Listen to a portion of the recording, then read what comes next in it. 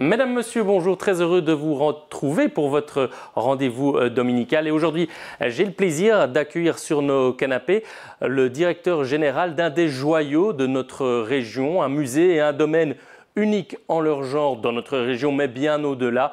Richard Wemirs, bonjour. Bonjour. Merci d'avoir accepté notre invitation. Vous êtes donc le directeur général depuis un peu moins de 7 ans du domaine et du musée royal de Marimont. Évidemment, tout le monde aura deviné. Peut-être un petit mot de présentation avec vous pour ceux qui ne vous connaissent pas. Vous êtes titulaire d'un doctorat en histoire de l'art et d'archéologie à l'ULiège, où vous enseignez toujours aujourd'hui. Vous avez voyagé avant de venir à Marimont dans différentes institutions, notamment en Europe, pour épaissir en quelque sorte votre expérience. Et vous êtes donc à la tête du domaine et du musée depuis un peu moins de 7 ans.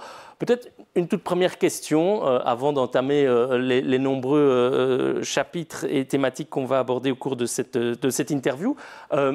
Votre première sensation, réaction, quand vous avez été pour la première fois à Marimont, à la fois au musée évidemment, mais au cœur du domaine exceptionnel? Je connaissais Marimont depuis longtemps, hein. J'y suis venu même enfant, adolescent, donc j'avais conscience du potentiel incroyable qu'il y avait sur le site. Et effectivement, quand je suis arrivé, c'est vraiment ce qui m'a épaté, c'est que le potentiel était encore plus grand que celui que j'imaginais, qui avait motivé ma candidature pour ce lieu. Donc oui, j'ai vraiment beaucoup de chance de pouvoir gérer cette institution avec de super équipes aussi. En parlant de lieux exceptionnels, une exposition exceptionnelle, elle aussi vient de se terminer. L'expo Bouddha, l'expérience du sensible, un véritable succès. Plus de 30 000 visiteurs ont pu découvrir cette expo qui a d'ailleurs été prolongée au vu du succès qu'elle a rencontré. Comment on explique qu'une expo sur une thématique comme celle-là, qui n'est pas nécessairement une thématique la plus grand public, hein, on pourrait dire, réussit à trouver justement son public et rencontrer un tel succès? Ah ouais, non, vraiment, oui, on est très satisfait du résultat. 30 000 visiteurs, c'était vraiment un beau travail. Les équipes ont vraiment super bien travaillé. Et cette exposition était d'autant plus particulière qu'elle était constituée pratiquement qu'avec des collections de Marimont. Donc des objets qui étaient en réserve depuis plus de 65 ans, beaucoup qui remontent aux collections historiques de Marimont, qui avaient été acquises par Raoul Warroquet au début du XXe siècle. Et le but de cette exposition, c'était qu'elle parle à tout le monde. Et effectivement, je pense que c'est le pari qui a été remporté et c'est l'une des grandes clés de ce succès. Donc, on a évidemment investi une grande figure. Bouddha, c'était un personnage que tout le monde connaît, qui est très populaire. Lorsqu'on regarde autour de nous, Bouddha, il est un peu partout. Et on s'attaquait aussi à quelque chose qu'on pratique toujours aujourd'hui, qu'on vit et qu'on peut raconter. Et c'est vrai qu'à ce niveau-là, par exemple, il faut savoir qu'il y a 180 000 bouddhistes en Belgique. Et donc, il fallait qu'on puisse évidemment faire une exposition qui leur parle, et donc avoir une posture assez respectueuse, mais aussi avoir un positionnement neutre pour justement pouvoir expliquer ce qu'est le bouddhisme, qui est Bouddha, à l'ensemble des publics, et même ceux qui sont très peu familiers de cet univers très particulier. Je crois que c'est vraiment le pari que les équipes de médiation ont réussi à faire au sein d'un parcours de visite qui était assez diversifié, qui intégrait des dispositifs participatifs. On pouvait faire de la calligraphie, on pouvait faire des origamis dans l'exposition.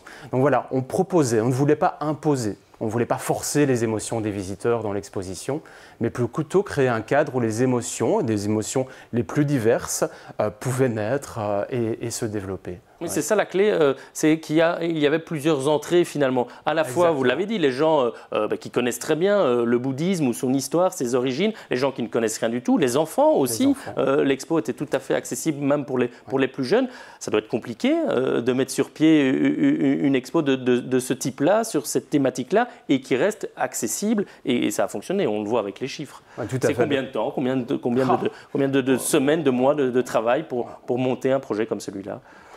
2-3 ans. Donc en général, on travaille sur plusieurs temporalités. On travaille déjà sur les expositions qui seront présentées dans 2-3 ans. Donc c'est effectivement un travail collaboratif avec beaucoup de métiers qui sont à la manœuvre, beaucoup de partenaires aussi. C'est très important d'avoir des partenaires diversifiés qui viennent apporter leur plus-value, qui seront ensuite autant d'ambassadeurs de l'exposition. Et oui, pour Bouddha, évidemment, ça a été particulièrement intense et il est essentiel toujours de créer plusieurs narratifs. de juxtaposer plusieurs parcours de visite, de pouvoir découvrir l'exposition de diverses manières, justement de ne pas imposer un narratif, un parcours. Et effectivement, les enfants, il y a toujours un parcours pour les enfants avec des dispositifs qui leur sont propres. Il y a un parcours pour les individuels, pour les familles, des activités périphériques. Ouais. Donc c'est une des clés, évidemment. Ouais. Alors, toutes les expos sont évidemment qualitatives, hein, ce n'est pas vous qui allez dire le contraire, mais toutes, évidemment, ça dépend, recueille un succès plus ou moins grand. Néanmoins, le retour des équipes, quand on voit que les chiffres augmentent, qu'on prolonge, qu'on dépasse le cap de 30 000 finalement, quel sentiment on perçoit quand on voit que son travail, au-delà de la qualité indéniable, rencontre aussi un succès populaire? C'est la raison de notre présence là, donc évidemment ça donne un sentiment de fierté, de satisfaction et ça nous donne envie de proposer encore plus. Alors dans les expositions, il y a toujours une part de risque. Il faut savoir qu'à Marimont, l'audace ça fait partie de nos valeurs. Les expositions, ce sont des théâtres d'expérimentation absolument fantastiques et donc c'est aussi très gai pour les professionnels qui sont à la manœuvre de tester de nouvelles choses et puis de voir comment les publics vont réagir. Alors quand ça marche, c'est génial évidemment. Ouais. Alors vous l'avez dit, une grande part de ce qui a été présenté dans l'exposition Bouddha fait toujours partie des collections du musée. Ça permet aussi finalement de mettre encore une fois, encore davantage en avant ces richesses-là et dire on ne se rend pas compte, venez à Marimont parce qu'il y a un patrimoine qui est, on l'a dit tout à l'heure, unique en Belgique. Même les équipes ne se rendaient pas compte. Ici, l'exposition, elle a révélé le caractère exceptionnel de toutes les collections asiatiques qu'on avait à Marimont. Marimont était connu parce qu'il y a des collections d'antiquités égyptiennes, d'antiquités grecques et romaines. On savait qu'il y avait de l'art asiatique, mais on n'était pas conscient de leur caractère exceptionnel. Et donc il y a eu un énorme travail de recherche, et vraiment les commissaires, Lise Jankowski, Lara Boden, ont fait un travail absolument remarquable d'identification, de contextualisation de ces œuvres. Et on s'est rendu compte que certaines de ces œuvres sont presque uniques au monde en réalité. L'exposition les a révélées, les a publiées, et aujourd'hui c'est vraiment devenu un des grands pans du patrimoine de Marimont, en tout cas quelque chose qui grandira. Donc, Quand une exposition comme celle-là rencontre un tel succès, est-ce qu'il y a des retombées? Est-ce que déjà aujourd'hui vous pouvez dire il y a des gens qui ont peut-être découvert Marimont pour la première fois, parce qu'on imagine que dans les plus de 30 000 visiteurs, tout le monde ne vient pas d'un périmètre restreint autour de l'institution. Est-ce qu'on peut déjà dire il y a des gens qui ont découvert et qui sont revenus ou qui vont revenir et nous l'ont dit? C'est toujours le but, c'est de toucher de nouveaux publics. Donc on a des publics fidélisés qui viennent. L'horizon patrimonial de Marimont est très varié, il est un peu pour tous les goûts. Et donc évidemment, le public réagit à cela. Et là, on a eu cette fois-ci, c'était la première fois, un livre d'or numérique. Donc on a pu enregistrer des retours de milliers de visiteurs qui sont venus voir l'exposition. Et évidemment, on a vu que beaucoup d'entre eux reviendront pour découvrir d'autres projets, d'autres manifestations qui seront développées par les équipes. Alors, après cette exposition, le musée est partiellement fermé. Il est entré dans une phase de chantier. C'était indispensable. Il a un peu vieilli, le musée, en tout cas sur certains domaines, notamment énergétiques. Il fallait lui donner un petit coup de jeune. L'année 2025 est particulière parce que c'est le 50e anniversaire du bâtiment actuel, en tout cas du complexe muséal actuel. Il faut se rappeler que ce bâtiment avait été inauguré en 1975 à la suite d'un incendie qui avait eu lieu en 1960. L'ancien château de Raoult-Roquet avait totalement brûlé.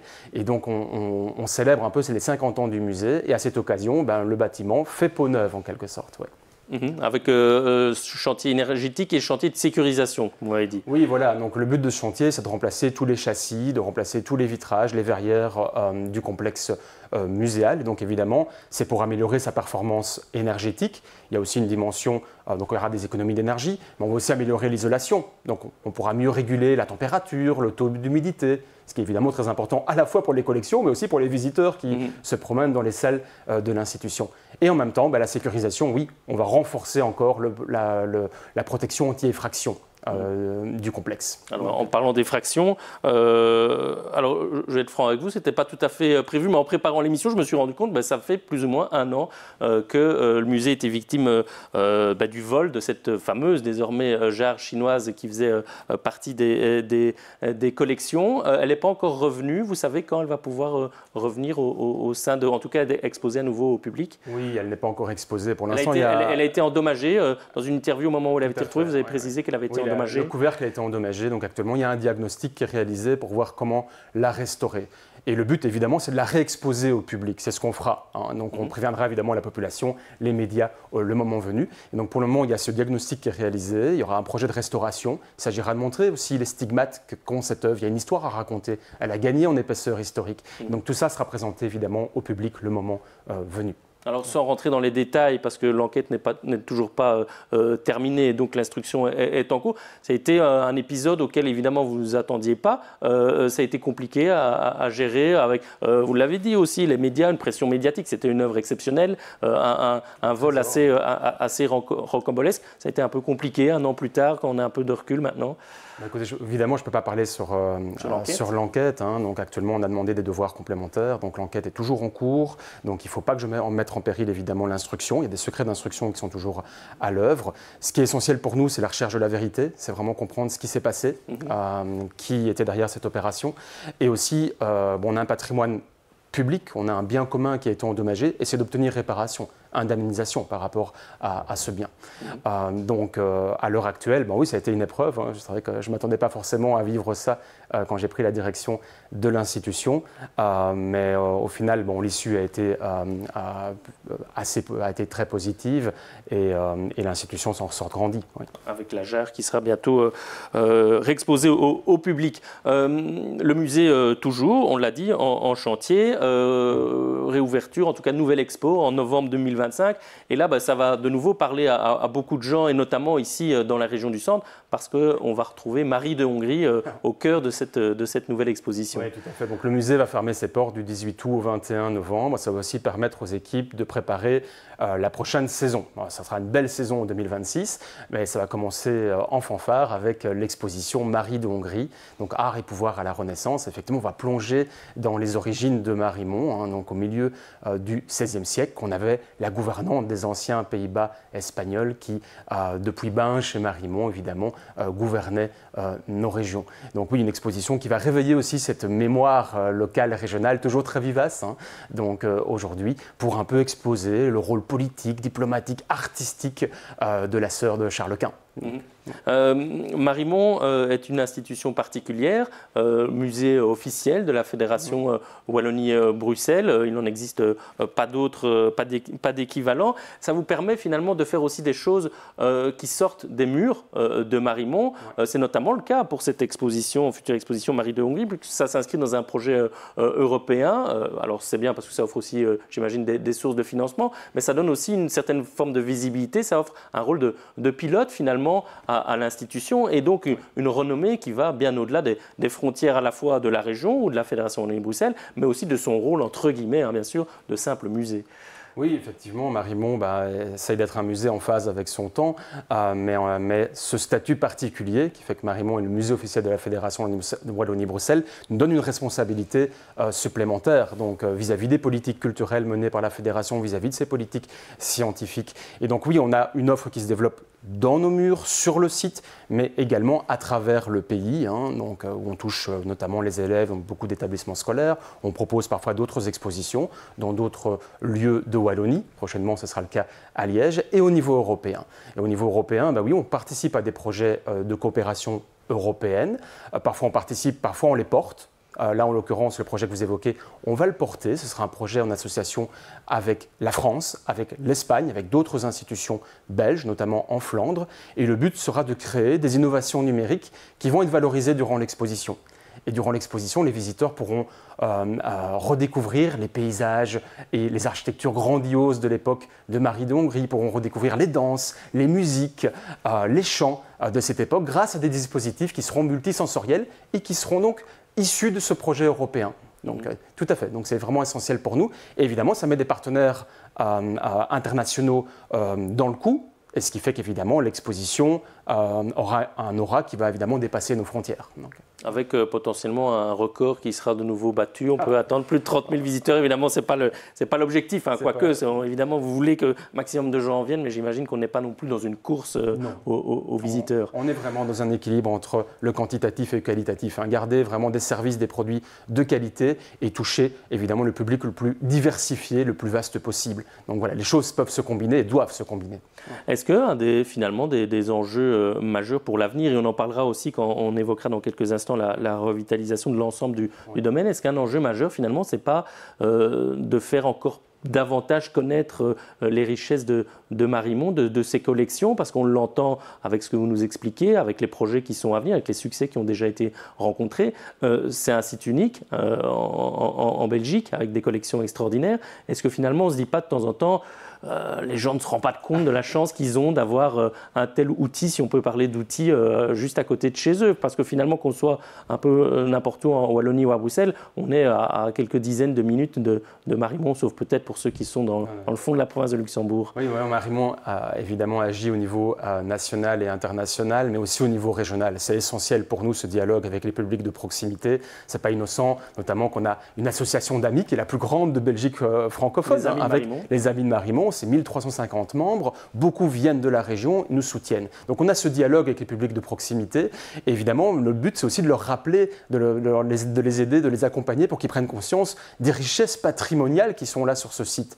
Et c'est vraiment ce qui démarque Marimont, un peu parfois d'autres sites, c'est le caractère très qualitatif du patrimoine qui est préservé. Raoul Warroquet, qui est notre bienfaiteur, notre fondateur, n'a pas acheté n'importe quoi, évidemment, il y a eu une sélection très qualitative du patrimoine, des œuvres qui y sont exposées. Notre but, c'est évidemment de les valoriser, de faire en sorte que nos publics s'en rendent compte, et en particulier ceux de la région.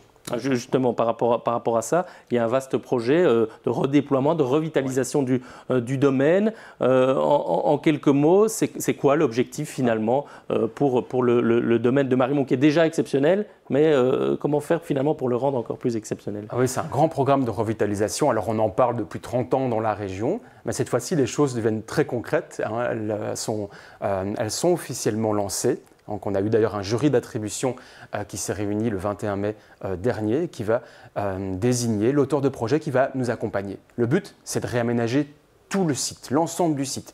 Donc vraiment, la logique, elle est domaniale. Ce n'est pas le musée d'un côté, le parc d'un l'autre, c'est vraiment Marimont comme un tout pour proposer une expérience plurielle, totale aux visiteurs. Une expérience qui est entre la nature, la culture et l'art. Et c'est vraiment la particularité de Marimont, c'est que c'est beaucoup plus qu'un musée. Je le dis souvent, c'est un parc paysager, c'est un arboretum avec des arbres remarquables, c'est un site archéologique avec les vestiges de plusieurs châteaux successifs, c'est un jardin artistique avec des œuvres comme celle de Rodin, et c'est une demeure historique qui a quand même 500 ans d'histoire, et c'est ce qu'on va rappeler avec Marie de Hongrie, justement rappeler cette histoire prestigieuse d'un site qui est implémenté dans notre région. Et justement, l'objectif, très concrètement, c'est là on voit les ruines, ça va être de pouvoir les mettre davantage en valeur. Aujourd'hui, la végétation, pour certaines, a repris ses droits. Il y a des barrières, il y a des clôtures.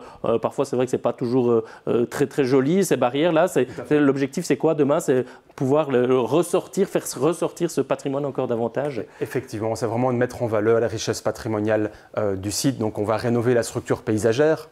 Donc évidemment, il y aura des paysagistes qui seront à la manœuvre, mais aussi revitaliser, moderniser toutes les infrastructures qui sont déjà sur le site. Par exemple, on a un jardin d'hiver absolument somptueux, qui est l'un des plus grands de Belgique, qui remonte au milieu du 19e siècle. C'est une des infrastructures qui sera revitalisée sur le plan énergétique, mais aussi sur le plan fonctionnel. On va repenser leurs fonctions et finalement les rénover, les réhabiliter au service de l'expérience de visite. Est-ce qu'on va toucher aux lions sur lesquels des dizaines de milliers, voire de centaines de milliers d'enfants se sont assis au fur et à mesure des générations? Les lions seront toujours là? Les lions seront toujours là et on sera heureux que les prochaines générations d'enfants puissent continuer à en profiter. Oui. Voilà, on est rassurés. Tout ça, ça coûte de l'argent, beaucoup d'argent, que ce soit pour la mise en place d'expositions telles que Bouddha ou Marie de Hongrie. Le parc, le domaine, tout ça mobilise des budgets importants. Comment on fait finalement dans un secteur de la culture? On le sait, les moyens sont loin d'être illimités.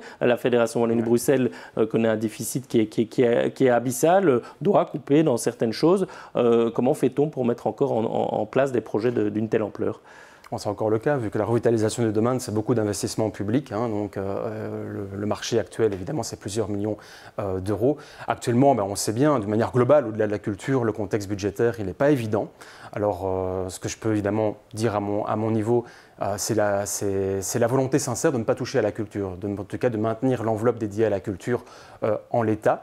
Parce que la culture, messages, en tout cas, c'est les signaux que vous recevez. C'est les signaux que moi je reçois. Ouais. Je pense que tout le monde a conscience qu'il faut investir dans la culture. C'est une évidence, que la culture soit un levier économique, que ce soit essentiel pour la santé mentale, le bien-être des populations. Mais c'est important de rappeler les évidences, bien évidemment. Donc évidemment, il y a une volonté de protéger la culture. Maintenant, il y a un modèle économique sans doute qu'on doit revoir aussi. Donc ce contexte actuel, il montre à quel point nos institutions, les opérateurs culturels sont dans une position de vulnérabilité quand finalement tout repose sur la dotation publique. Et donc revoir le modèle, ça implique de se tourner vers d'autres sources de financement complémentaires. Comme le secteur privé. Le mécénat qui est très présent dans les pays anglo-saxons et depuis longtemps dans les musées, on voit des ailes au nom d'une grande entreprise qui a participé à la rénovation, par exemple, d'une partie de musée. C'est des choses qu'on devrait faire davantage chez nous? Je pense, oui. Je pense que le secteur privé, évidemment, on n'est pas ici dans le monde anglo-saxon, on est dans le monde latin, c'est tout à fait différent, c'est une autre culture, mais le secteur privé, d'ailleurs, il a envie de s'investir dans le monde culturel. Alors, c'est un des leviers, évidemment, d'avenir. Alors, il y a le mécénat privé, qui soit organisé dans une association comme les Amis de Marimont, par exemple, ou que ce soit des mécénats directs par rapport à des legs somptueux. Marimont a eu la chance d'en avoir ces dernières années. Mais il y a aussi le monde de l'entreprise. Et actuellement, on a d'ailleurs plusieurs projets qui sont en cours. On voit que les entrepreneurs wallons sont désireux aussi de s'investir vers le patrimoine, vers la culture. Donc aujourd'hui, vous avez évoqué tout à l'heure le projet la nécessité de restaurer les vestiges du palais de Charles de Lorraine, qui a un patrimoine exceptionnel, mais qui est en péril. Eh bien, on a aujourd'hui un projet avec des acteurs publics, avec des acteurs privés, qui sont fédérés ensemble pour tenter de stabiliser, de sauver ce patrimoine d'exception. Ça veut dire que vous, dans le contexte actuel, vous dites ça reste possible, il y a toujours de l'optimisme, on dit on va pouvoir avoir les moyens, que ce soit public ou autre, pour poursuivre des projets et mettre sur pied des projets d'ampleur. Je ne pense pas que les investissements privés doivent remplacer les investissements publics, mais je pense vraiment qu'il y a une alliance à construire entre les acteurs publics, les institutions culturelles, les citoyens et les entreprises wallonnes. Et qu'effectivement, il y a sans doute un cadre à élaborer à ce niveau-là, donc un cadre vraiment à construire. Et les autorités politiques et publiques ont leur rôle à jouer. Mais je pense effectivement qu'on a là une voie à explorer en tout cas. C'est pas la seule. Une dernière question. Quand on est à Marimont depuis près de 7 ans, qu'on arrive le matin pour travailler, qu'on traverse le site, le parc, on arrive au musée, on arrive encore à s'émerveiller finalement de ce lieu exceptionnel. Oui, je pense, et surtout quand on voit comment les publics réagissent. Voilà, quand on a les retours, qu'ils soient écrits, qu'ils soient oraux, de voir que ce qu'on a proposé a fonctionné, que ça a suscité de la joie, que ça a suscité des émotions, c'est vraiment la plus grande source de satisfaction. Mais oui, après qu'on a la chance de travailler dans un grand domaine comme ça, on peut parfois oublier la chance unique qu'on a à être dans un tel lieu. Donc c'est quelque chose qu'on rappelle souvent aussi aux équipes, c'est de se rendre compte évidemment du lieu dans lequel on travaille. Ouais. Vous l'avez dit tout à l'heure, monter une exposition, ça prend parfois plusieurs années, on doit anticiper. Marimont, le musée, le domaine, dans 10 ans, il aura quel visage selon vous, si tout peut aboutir et fonctionner comme vous l'espérez? En tout cas, j'espère que le programme de revitalisation sera concrétisé. Donc aujourd'hui, on est dans une phase conceptuelle. Il faut savoir que les travaux ne pourraient pas commencer avant 2030. Donc effectivement, ça nous met déjà dans un horizon assez proche et lointain en même temps. Donc 2030, on y sera vite. Il ne faut pas oublier aussi que Marimont, c'est un domaine classé. Il est inscrit sur le patrimoine exceptionnel de Wallonie, donc on ne fait pas ce qu'on veut, mais effectivement j'espère vraiment qu'on arrivera à donner vie à cette expérience de visiteur globale entre nature, culture et art, et que ça pourra vraiment faire en sorte que l'attractivité du site soit accrue, que le patrimoine qui s'y trouve soit davantage valorisé, protégé, et qu'on puisse avoir un site qui soutienne ces activités et qui puisse rencontrer ces missions de service public. Ouais. Ah ben voilà, on continuera évidemment à suivre ces beaux développements et le premier, ce sera évidemment la future expo Marie de Hongrie en novembre 2025. C'est 22 novembre. 22 novembre. Ben voilà, le rendez-vous est pris. Richard Wemmers, merci beaucoup d'avoir accepté notre invitation ce dimanche. Merci à vous de nous avoir suivis. N'hésitez pas, on est dimanche midi, on enregistre cette émission le vendredi, dimanche midi, n'hésitez pas à aller cet après-midi, évidemment, vous balader à Marimont et on se retrouve dimanche prochain. Au revoir.